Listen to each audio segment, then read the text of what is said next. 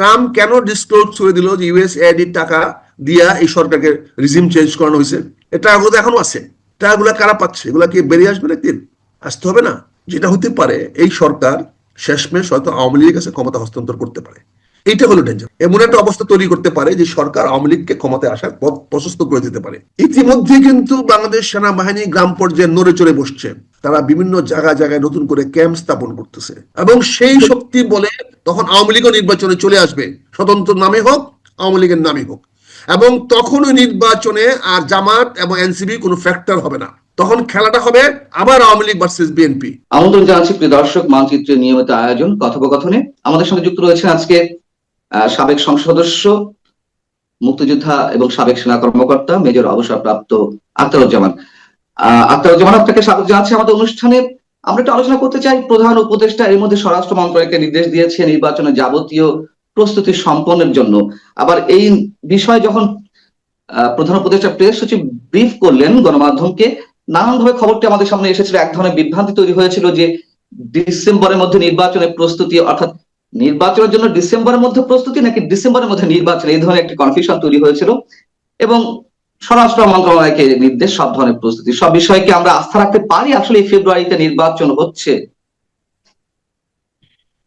ধন্যবাদ পান্না ভাই, ধন্যবাদ। আপনার সামনে কথা বললে তো আবার অনেকে আবার খেপে যায়, অনেকে সহ্য করতে পারে না। আপনি পুরো বিষয়টি বিভ্রান্তিকর।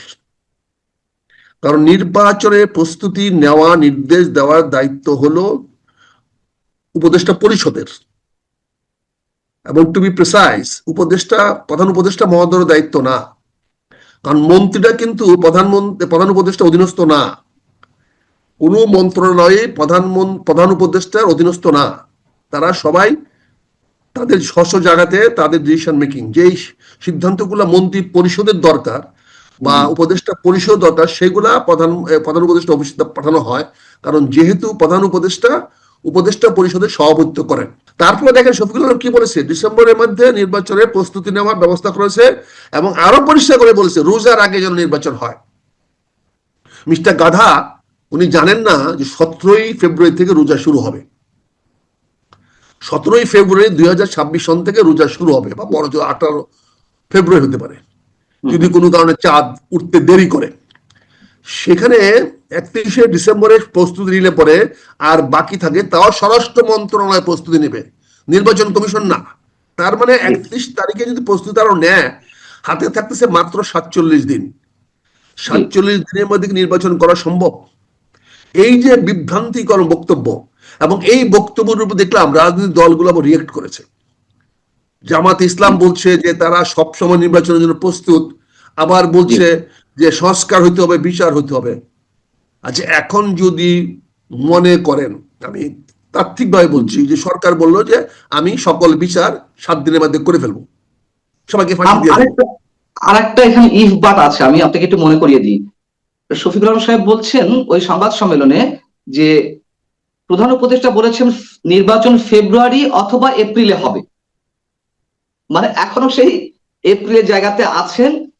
এবং বিএনপি যে সঙ্গে যে লন্ডন বৈঠক প্রধান উপদেষ্টা, সেখানে স্পষ্ট বলা হয়েছিল, যদিও ওখানেও ইফ বাট কিন্তু ছিল, যে সব প্রস্তুতি সম্পূর্ণ হলে ফেব্রুয়ারিতে নির্বাচন।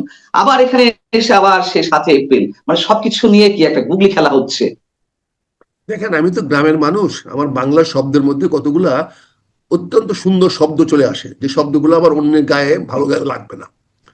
তা আমি সুন্দর সুন্দর শব্দগুলো ব্যবহার করতে চাই না।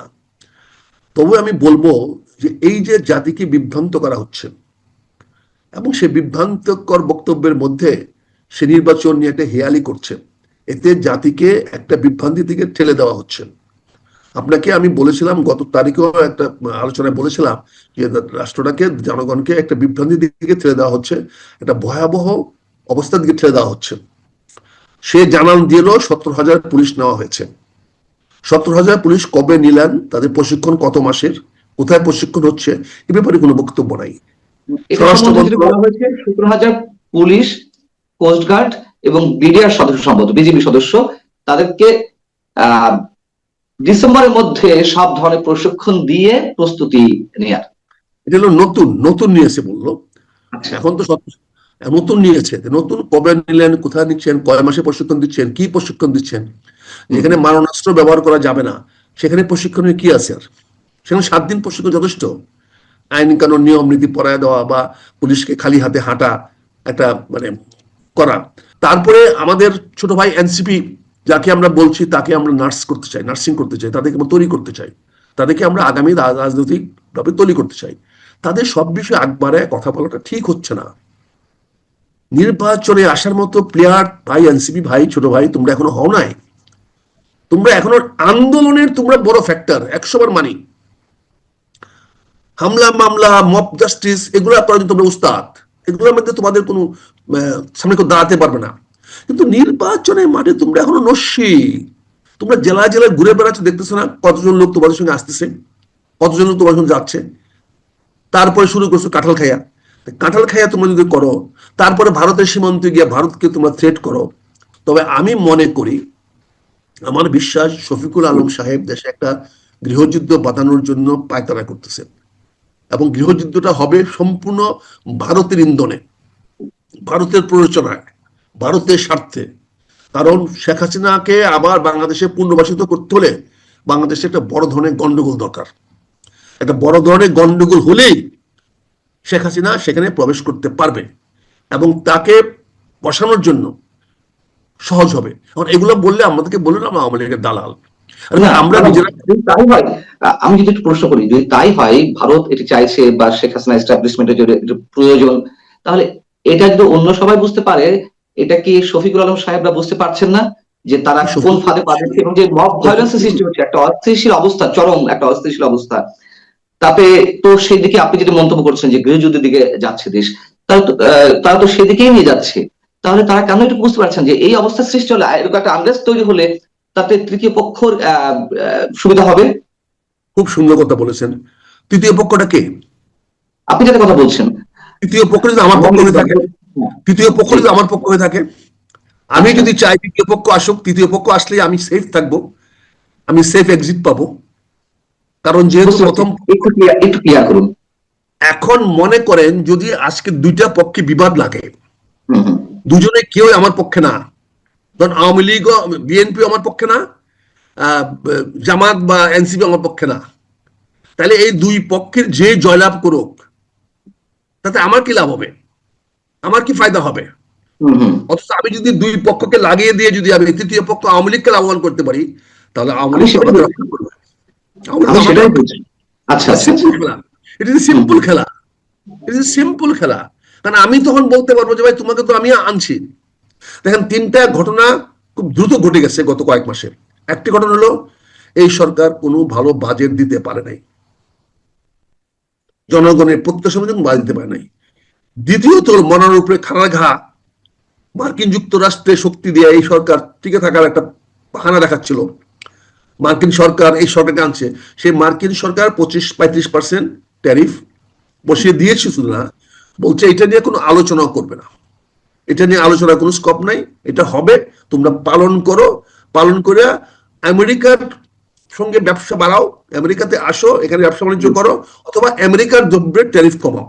যদি এছাড়া অন্য কারোর সঙ্গে কথা বলো, এমনকি কারোর সঙ্গে কথা বলতে যাও, তাহলে পানিশমেন্ট দিবে সে।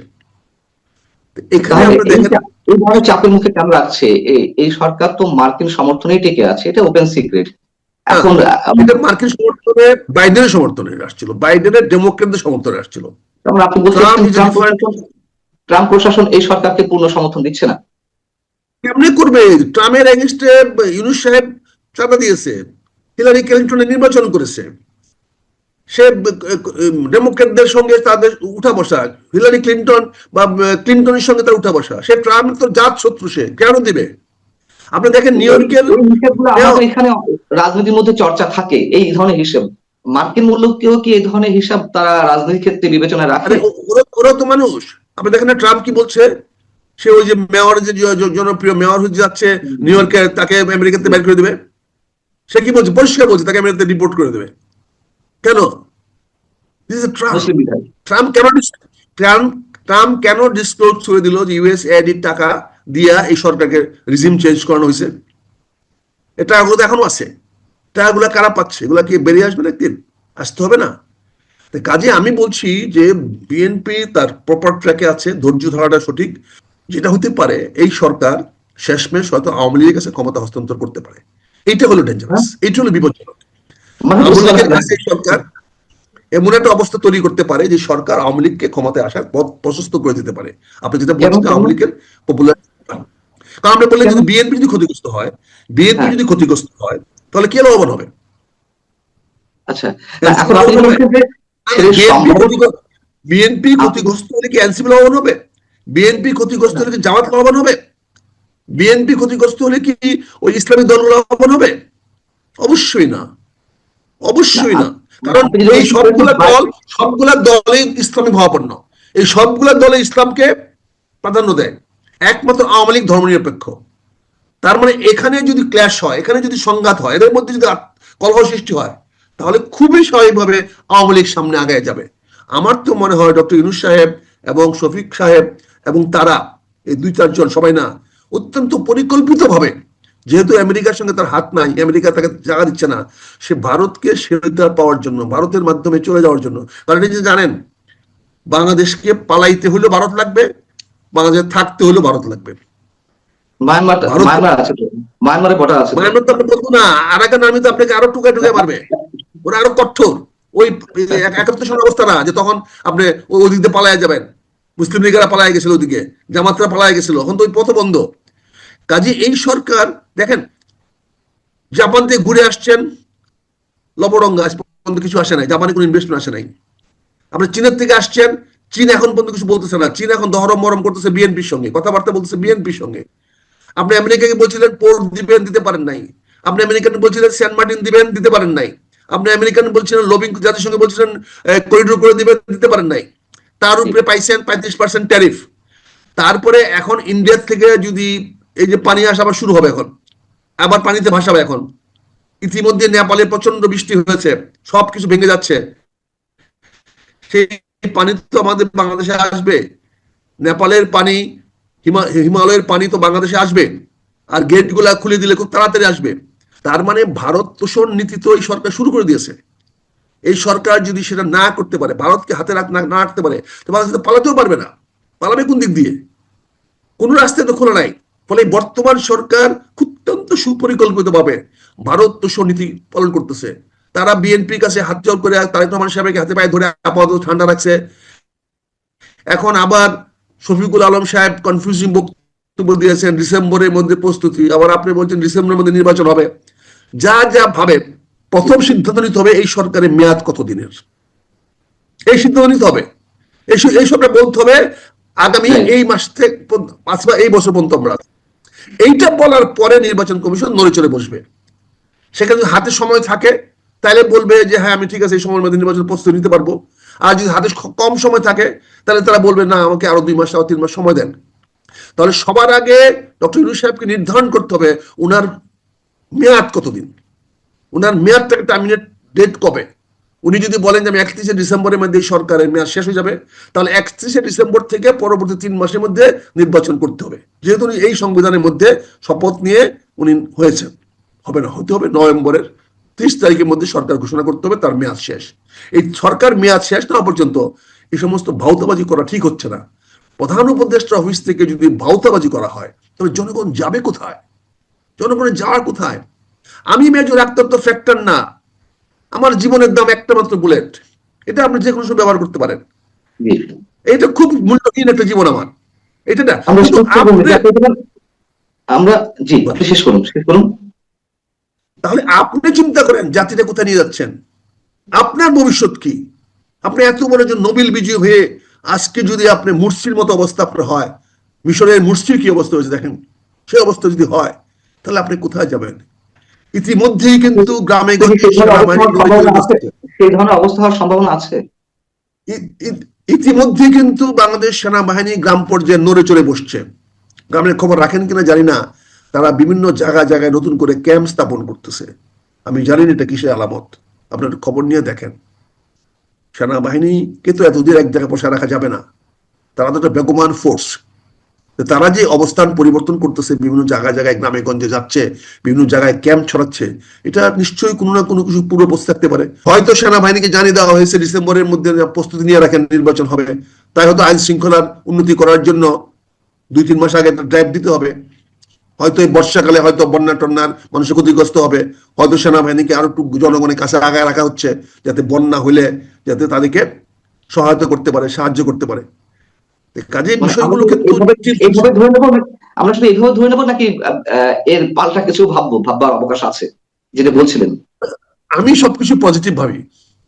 আচ্ছা, আমার প্রশ্ন হচ্ছে যে আপনি বলছেন যে ভারতের প্ররোচনায় আমি ভাইয়া বলি, আমি যদি বাধ্য না হই আমি কিন্তু কামড় দিই না, আমি চুমা দিই। জি, সেটা হওয়া উচিত। আমার আমরা প্রায় শেষ পর্যায়ে। আপনি যেটা বলছেন যে ভারতের প্ররোচনায় বর্তমান সরকার এখন বাধ্য হচ্ছে অনেক কিছু করতে, হয়তো একটা চরম অস্থিতিশীল অবস্থা কিংবা ভয়াবহ দিকে কিংবা গৃহযুদ্ধের মতো পরিস্থিতি তৈরি করতে পারে। আহ, এটা করে তাদের আসলে লাভ কি? তারা শুধুমাত্র সেফ এক্সিটের জন্য এটা করছে, আর এটা ছাড়া কি তাদের সেফ এক্সিটের আর কোনো পথ নেই? কোথায় পথ আছে বলেন? আগামীতে সরকার গঠন করার সম্ভাবনা এখন পর্যন্ত যা ম্রিয়মান, যা কিছুটা আছে সেটা বিএনপি। বিএনপির সঙ্গে তুমি তাহলে বসতে হবে। আর বিএনপি যদি নির্বাচনে আসার কথা বলে এবং বিএনপির সঙ্গে কথা বলে